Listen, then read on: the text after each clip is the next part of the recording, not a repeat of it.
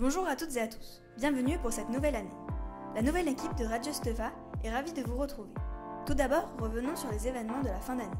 Puis, Clément et Paul Aimé nous parleront d'Halloween. Bonne écoute! Oui Léonie, l'année dernière a eu lieu le Printemps des Arts. Plusieurs événements ont vu le jour durant cette semaine. Il y a eu les Oscars de la Sainte Famille, l'exposition Humour et Corps, le spectacle de l'Atelier Musique et le spectacle du Club Théâtre. Puis enfin, l'événement de l'année, le Sound Festival. La semaine fut forte d'émotions.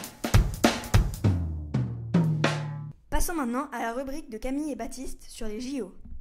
Et oui Léonie, nous allons parler des JO de la Sainte Famille. Mais tout d'abord, qu'est-ce que les JO? Les JO, c'est une compétition sportive qui regroupe 10 500 athlètes sur 45 disciplines sportives. Il y avait 9 milliards d'euros de budget pour les JO de Paris 2024. Les JO n'avaient pas eu lieu depuis plus de 100 ans en France. Le collège a donc organisé ces JO avec un sport par niveau. Et chaque midi, il y avait une compétition de rameurs. Chaque élève a participé pour ramener des points à sa classe. À la fin, il y a eu un classement pour chaque niveau.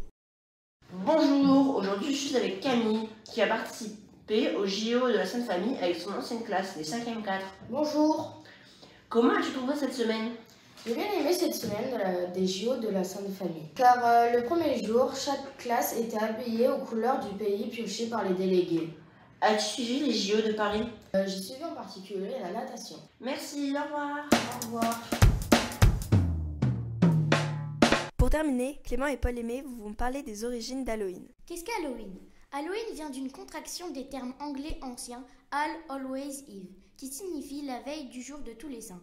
Cette fête est célébrée la veille de la Toussaint, le 31 octobre. Halloween est l'une des fêtes les plus populaires du monde. À l'occasion de cette fête, on se déguise, on allume des citrouilles et on frappe aux portes pour demander des bonbons ou lancer des sorts. Les traditions d'Halloween viennent originellement des Celtes, croyant qu'en ce soir de Samhain, la frontière avec le monde des morts était ouverte. Les Celtes effectuaient donc des rituels pour éloigner les fantômes et les esprits. Le thème de la mort et de la peur est resté jusqu'à aujourd'hui. Des traditions parfois surprenantes ont lieu à travers le monde. Par exemple, en Australie, à Brisbane, pour fêter Halloween, la ville organise un grand défilé de zombies dans les rues. Le but est de recréer une invasion de zombies, comme dans vos films ou séries préférées. Chacun essaye évidemment d'être le plus terrifiant. Au Mexique, on parle plutôt de Jour des Morts, Dia del Muertos, les 1er et 2 novembre. Cette fête est particulièrement importante pour les Mexicains, car c'est l'occasion pour eux de rendre hommage à leurs défunts. Merci d'avoir écouté. On se retrouve très vite pour une nouvelle émission. En attendant, retrouvez nos shorts sur YouTube et sur le Instagram du CDI.